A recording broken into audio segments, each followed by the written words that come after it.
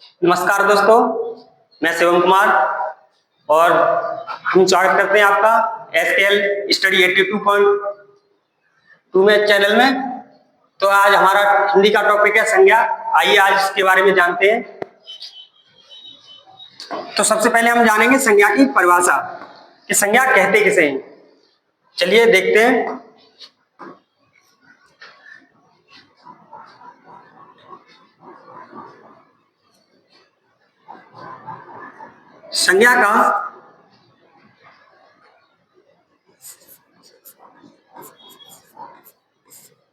संज्ञा का शाब्दिक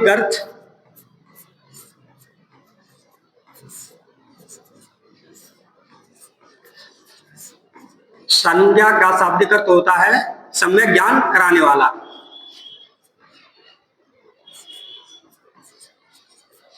सम्यक ज्ञान कराने वाला।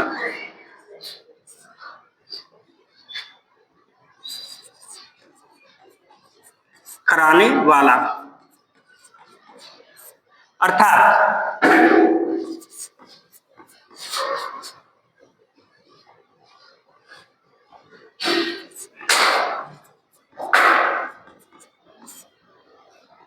अर्थात किसी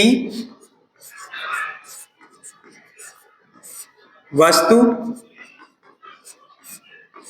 प्राणी अथवा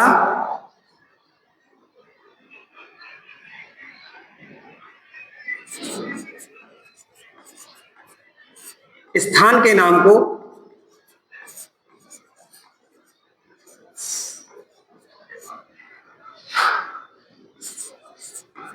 संज्ञा कहते हैं। क्या परिभाषा है हमारी? संज्ञा कहते हैं। क्या परिभाषा हमारी? संज्ञा का शाब्दिक अर्थ होता है सम्यक ज्ञान कराने वाला। और हमारी परिभाषा क्या है? किसी वस्तु, प्राणी अथवा स्थान के नाम को हम क्या कहते हैं? संज्ञा कहते हैं। अब हम संज्ञा के भेद देखने हैं। संज्ञा के हमारे कुल 5 भेद होते हैं और मुख्य 3 भेद होते हैं। तो आइए देखते हैं संज्ञा के मुख्य भेद।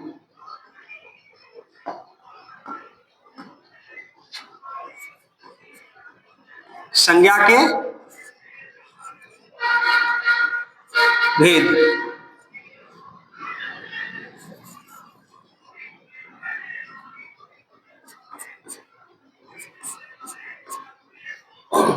संज्ञा के हमारे कितने भेद होते हैं? मुख्य 3 भेद होते हैं और कुल 5 भेद होते हैं। कौन कौन से मुख्य 3 भेद होते हैं आइए देखते हैं।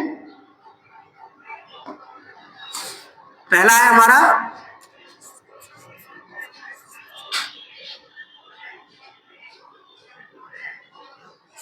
व्यक्तिवाचक संज्ञा। व्यक्तिवाचक संज्ञा। दूसरा है हमारा जातिवाचक संज्ञा।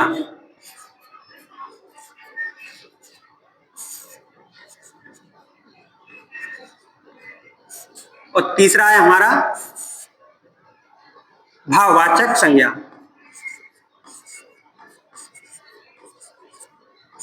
भाववाचक संज्ञा। ये हमारे 3 मुख्य भेद हो गए संज्ञा की। कौन कौन से? व्यक्तिवाचक संज्ञा, जातिवाचक संज्ञा और भाववाचक संज्ञा। ठीक है। और कुल भेद होते हैं हमारे 5। अब कौन कौन से 5 कुल भेद होते हैं आइए हम देखते हैं। इसके अंदर जो हमारा जातिवाचक संज्ञा होता है इसके 2 उपभेद माने जाते हैं। कौन कौन से 2 उपभेद माने जाते हैं? पहला है हमारा समूहवाचक संज्ञा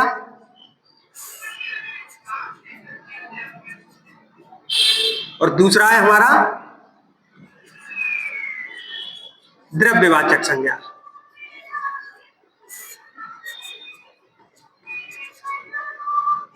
द्रव्यवाचक संज्ञा। तो आइए हमने देख लिए कौन कौन से संज्ञा के कुल 5 भेद और संज्ञा के मुख्य 3 भेद कौन कौन से हैं? व्यक्तिवाचक संज्ञा, जातिवाचक संज्ञा और भाववाचक संज्ञा। जातिवाचक संज्ञा के दो उपभेद कौन कौन से हैं? समूहवाचक संज्ञा और द्रव्यवाचक संज्ञा। अब इनकी परिभाषाएं देखेंगे और इनके बारे में और अध्ययन करेंगे। चलिए नेक्स्ट पेज पे चलते हैं। हेडिंग डाल लेंगे व्यक्तिवाचक संज्ञा। पहली हेडिंग डालेंगे व्यक्तिवाचक संज्ञा।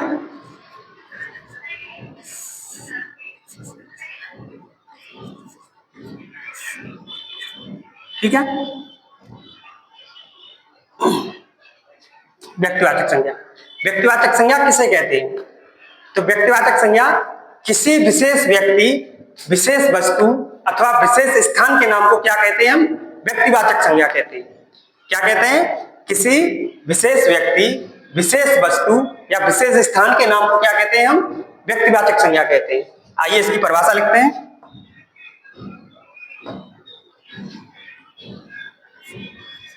किसी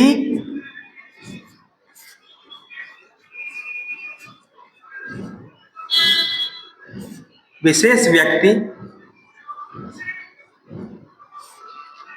विशेष वस्तु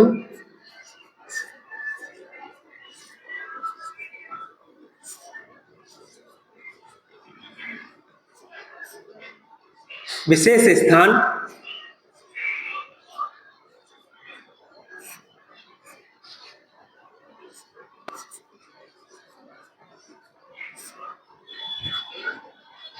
के नाम को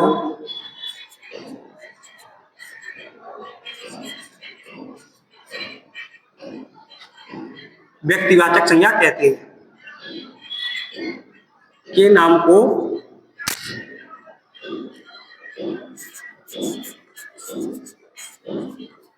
व्यक्तिवाचक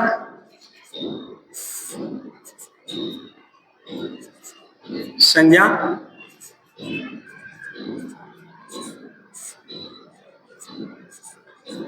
कहते हैं। क्या परिभाषा है हमारी? किसी विशेष व्यक्ति, विशेष वस्तु अथवा विशेष स्थान के नाम को क्या कहते हैं? व्यक्तिवाचक संज्ञा कहते हैं। इसके उदाहरण देखते हैं। एग्जाम्पल क्या क्या होंगे?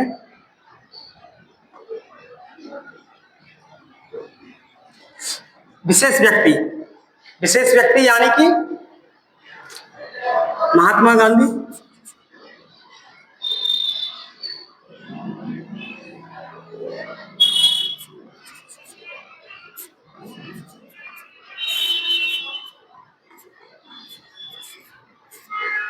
ठीक है,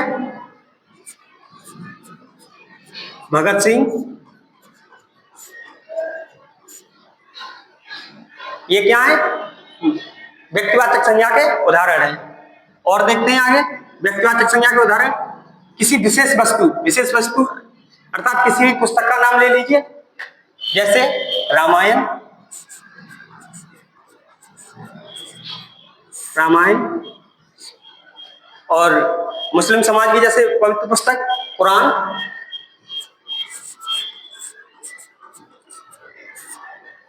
ये किसमें आएंगी? व्यक्तिवाचक संज्ञा में आएंगी। पुस्तकें तो बहुत सारी हैं, लेकिन ये क्या है? हमारी विशेष पुस्तकें हैं। विशेष पुस्तकें वो किसमें आएंगी? व्यक्तिवाचक संज्ञा में आएंगी। ठीक है, इसी प्रकार आगे जैसे दीपावली हो गया, ये विशेष त्योहार हो गया। होली हो गया, तो ये सब हमारे किस में आएंगे? व्यक्तिवाचक संज्ञा के अंदर आएंगे। ठीक है, अब आगे पेज पे चलते हैं। सेकंड, जातिवाचक संज्ञा। हेडिंग कर लेंगे जातिवाचक संज्ञा। दूसरा नंबर डालिए।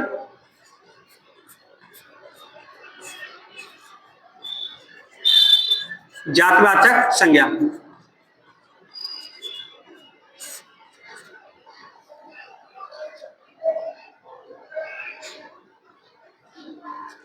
जातिवाचक संज्ञा की क्या परिभाषा होती है?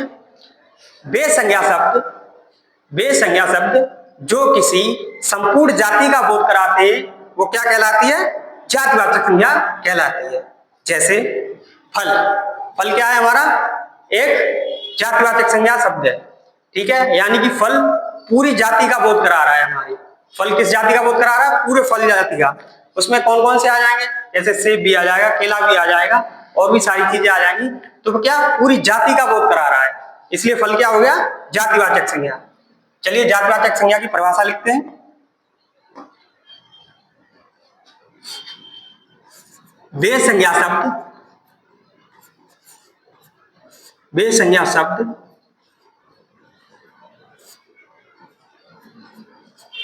जो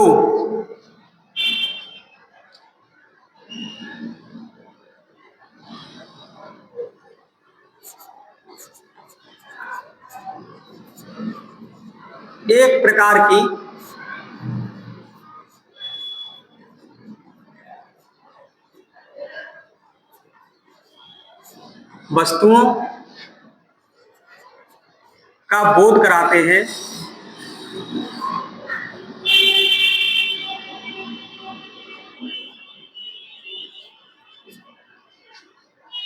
जातिवाचक संज्ञा कहलाते हैं।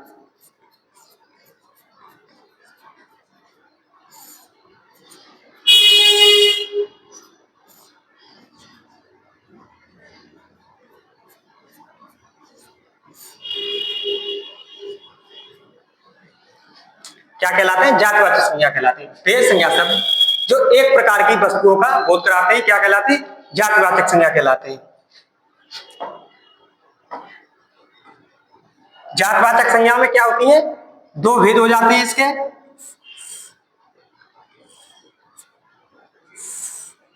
कौन कौन से दो भेद हो जाते हैं? एक हो जाता है हमारा सजीव जातिवाचक,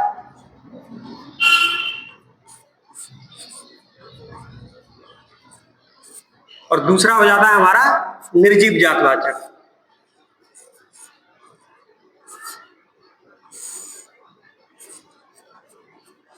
निर्जीव जातिवाचक।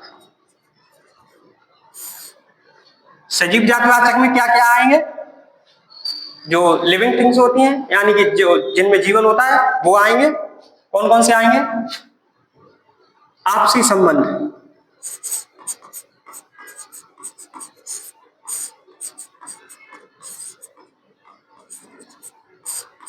जैसे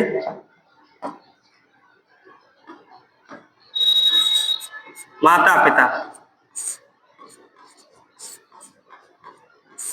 भाई बहन,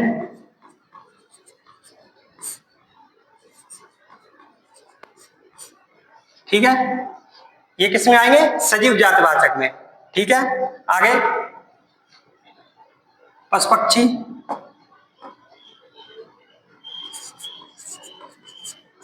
पशु पक्षी, पशु पक्षी में पशु जैसे हो गए गाय, बकरी,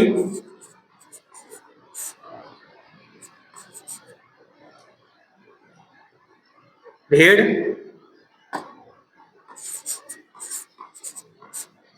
अब आप बोलेंगे सर गाय कैसे आ जाएगा जातिवाचक में? तो मैं आपको बताऊं, गाय की काफी सारी नस्लें होती हैं। एक गाय नाम लेने से क्या हो गया? उसकी संपूर्ण जाति का बोध हो गया। जैसे गाय में काफी सारी प्रजातियां होती हैं, संकर गाय हो गया, देसी गाय हो गया, ये काफी सारी उसकी प्रजातियां होती हैं, तो वो किसमें आएंगी? गाय में आएंगी। भेड़ की भी काफी सारी प्रजातियां होती हैं, बकरी की भी काफी सारी प्रजातियां होती हैं। ठीक है, तो ये किसमें आएंगे? जातिवाचक में। और ये सब कैसे? सजीव हैं, सांस लेते हैं, इसलिए किसमें आएंगे? सजीव जातिवाचक में आएंगे। आगे हम देखेंगे कीट पतंगे। कीट पतंगे किसमें आएंगे? हमारे सजीव जातिवाचक में, क्योंकि वो भी क्या करते हैं? सांस लेते हैं। जैसे मक्खी,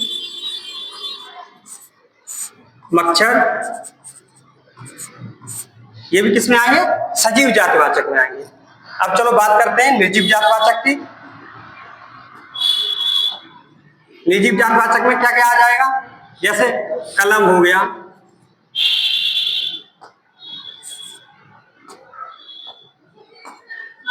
क्या हो गया? कलम हो गया, पुस्तक हो गया, ये किस में आएंगे? निर्जीव जातिवाचक में आएंगे, क्योंकि ये ना तो सांस लेती है ना ये लिविंग थिंग्स है। ठीक है, सांस नहीं लेंगे तो किस में आएंगे? निर्जीव जातिवाचक में आएंगे। कलम, कलम शब्द से संपूर्ण जितनी भी कलम होती हैं उनका बोध होता है। पुस्तक से जितनी भी पुस्तकें होंगी उन सभी का बोध होगा, चाहे उसमें सारी पुस्तकें आ जाएंगी, जैसे कि आप विज्ञान पढ़ते हैं, भूगोल पढ़ते हैं, और भी जितनी भी सारी बुक है, रामायण हो गया, पुराण हो गई, उन सभी का बोध किसमें हो रहा है? पुस्तक शब्द से कहने से हो रहा है, इसलिए उसको किसमें रखा गया है? निर्जीव जातिवाचक में। ठीक है, आगे जैसे नदी, पहाड़, पर्वत, ये किसमें आएंगे हमारे? ये भी निर्जीव जातिवाचक में आएंगे। नदी कहने से संपूर्ण नदियों का बोध हो रहा है हमें, जितनी भी नदियां हैं, चाहे वो गंगा हो, यमुना हो, ब्रह्मपुत्र, सतलज, उन सभी नदियों का क्या हो रहा है? हमें बोध हो रहा है। आगे पर्वत, पर्वत बोलने से क्या होगा? सारे पर्वत आ जाएंगे, हिमालय हो गया, अरावली हो गया, एंडीज पर्वत हो गया, यानी कि सभी पर्वतों का क्या हो जाएगा? उसमें आ जाएंगे। तो इसलिए ये किसमें आ जाएंगे? निर्जीव जातिवाचक में। अब हमने दो देख लिए हैं, एक हमने देख ली व्यक्तिवाचक संज्ञा और दूसरी हमने देख ली जातिवाचक संज्ञा। अब आगे चलते हैं नेक्स्ट पेज पे, तीसरी हेडिंग डालेंगे।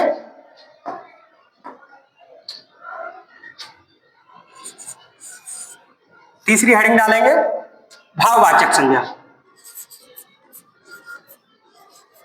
भाववाचक संज्ञा, भाववाचक संज्ञा। तो भाववाचक संज्ञा की क्या परिभाषा है? चलिए आइए देखते हैं।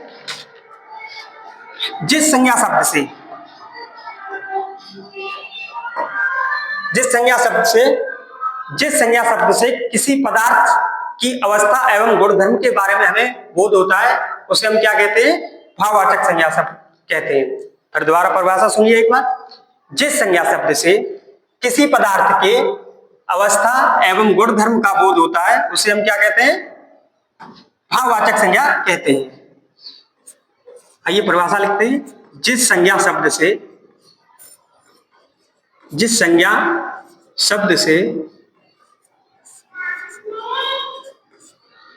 किसी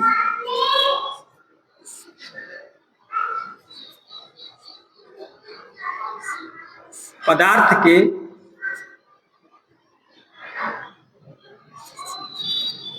अवस्था या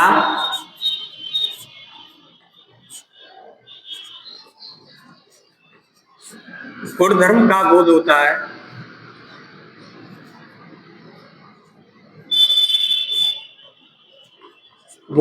है,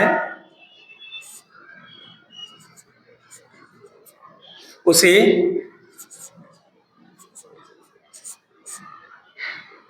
भाववाचक संज्ञा कहते हैं। भाववाचक संज्ञा कहते हैं।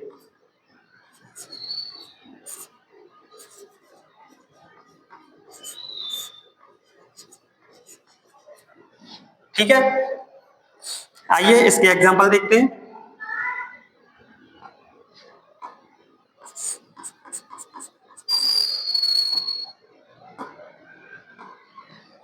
भाववाचक संज्ञा के क्या क्या एग्जांपल हैं? गुणधर्म की बात करेंगे।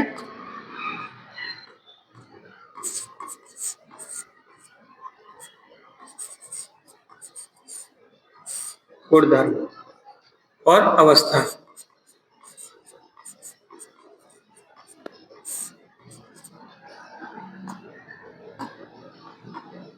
गुणधर्म, गुणधर्म क्या क्या हो जाएंगे? जैसे अच्छाई,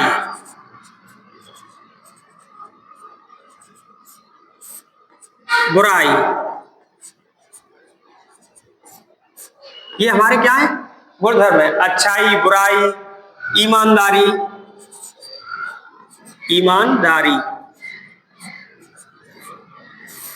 बेईमानी,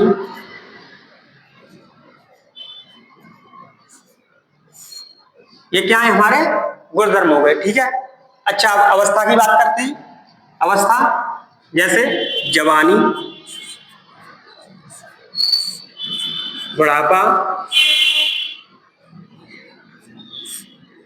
बचपन, ये सब क्या है हमारी अवस्थाएं। तो सबसे पहले हमने भाववाचक संज्ञा की परिभाषा देखी। क्या परिभाषा थी?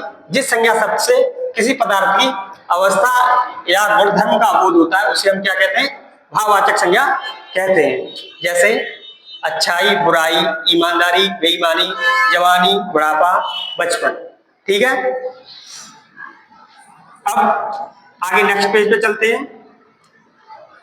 हमने आपको बताया था कि जातवाचक संज्ञा के क्या दो उपभेद होते हैं। कौन कौन से उपभेद होते हैं? एक होता है हमारा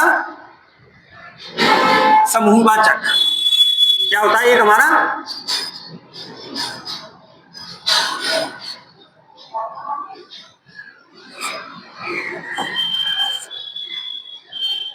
समूहवाचक।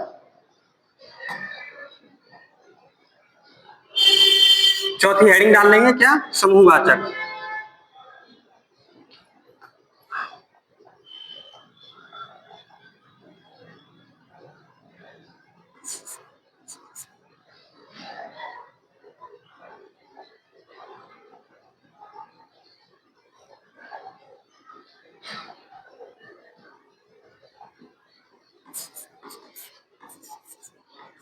समूहवाचक संज्ञा।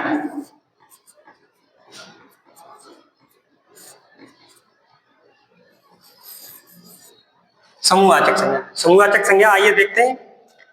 तो क्या होती है समूहवाचक संज्ञा की परिभाषा? जिस संज्ञा शब्द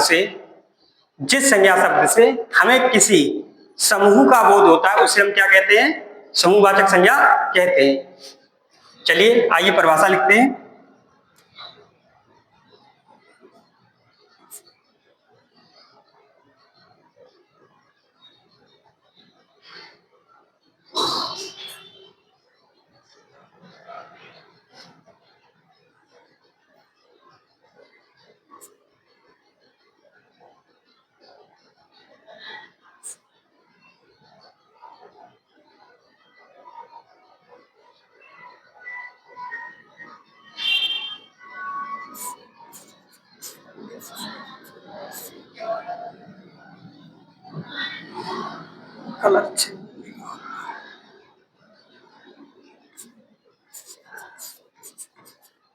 जिस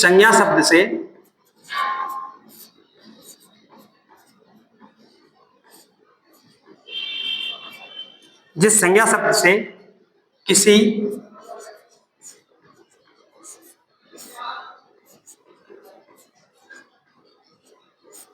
समूह का बोध होता है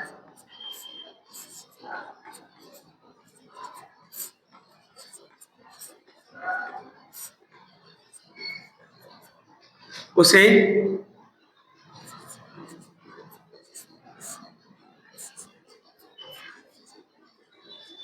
समूहवाचक संज्ञा कहते हैं। समूहवाचक संज्ञा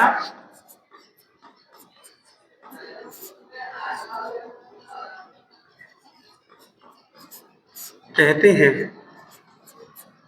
ठीक है, आइए एग्जांपल देखते हैं इसके। क्या क्या एग्जांपल होंगे? जैसे सेना, सेना का जैसे ही नाम आएगा तो आपके माइंड में क्या आएगा? एक पूरा सेना का। अब एक व्यक्ति को आप सेना नहीं कह सकते, ठीक है? क्या एक व्यक्ति होगा उसको आप सेना कह सकते हैं? नहीं कह सकते। एक जवान को सेना नहीं कहेंगे, उसमें काफी सारे लोग होंगे, उसी को क्या कहेंगे? सेना। सेना हो गई। पंचायत,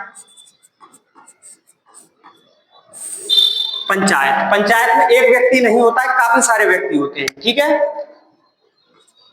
आगे परिवार, परिवार भी एक से अधिक व्यक्तियों से मिलकर बनता है, तो उसमें क्या हो गया? समूह का बोध हो रहा है। अब इन सारे शब्दों से क्या हो रहा है? एक समूह का बोध हो रहा है। सेना, पंचायत और परिवार। ठीक है, और आगे दल, गिरोह, यानी कि गिरोह में भी काफी सारे लोग होते हैं, तो वो क्या करा रहा है? समूह का बोध हमको करा रहा है। ठीक है, तो ये समूहवाचक संज्ञा के उदाहरण है। आगे आगे 5वां नंबर डालेंगे, ये 4था नंबर है, आगे 5वां नंबर डालेंगे द्रव्यवाचक संज्ञा।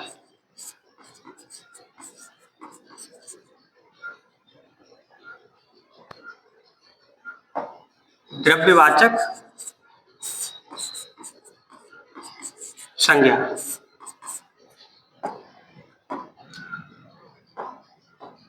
जैसे कि नाम से ही पता चल रहा है द्रव्यवाचक संज्ञा, वे संज्ञा शब्द, द्रव्यवाचक संज्ञा की क्या परिभाषा है? वे संज्ञा शब्द जिनको हम क्या नहीं कर सकते, गिन नहीं सकते, वे संज्ञा शब्द जिनसे अग्रणी पदार्थों का बोध होता है, उनको क्या कहते हैं? हम द्रव्यवाचक संज्ञा कहते हैं। तो आइए परिभाषा लिखते हैं। जिस संज्ञा शब्द से, जिस संज्ञा शब्द से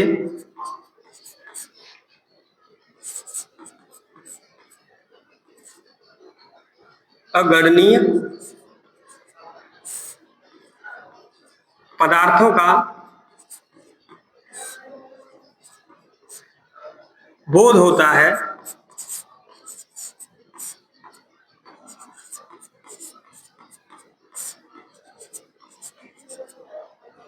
अगणनीय पदार्थों का बोध होता है, उसे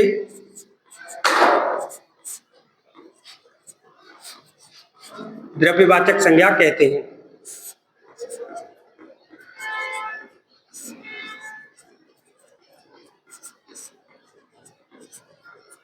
द्रव्यवाचक संज्ञा कहते हैं। आइए इसके एग्जांपल देखते हैं। कौन कौन से एग्जांपल होंगे इसके?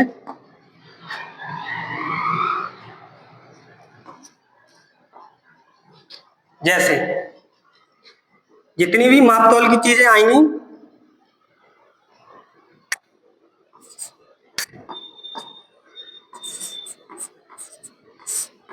माप तौल,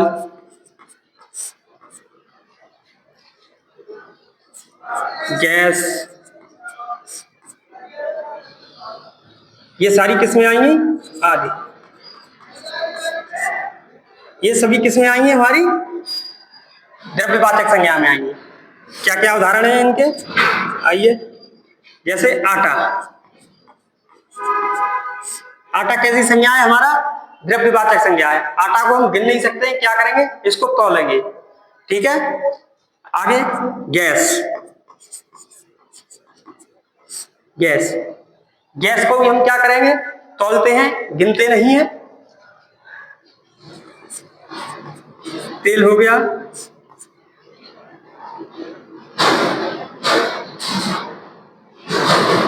और मिठाई हो गया। मिठाई को भी हम क्या करते हैं? तौलते हैं। ठीक है। तो ये द्रव्यवाचक संज्ञा की परिभाषा हो गई और ये उसके उदाहरण हो गए। अगर हमारी वीडियो अच्छी लगी हो तो शेयर करें ज्यादा से ज्यादा, और कमेंट करें, और हमारे चैनल को सब्सक्राइब करें। धन्यवाद।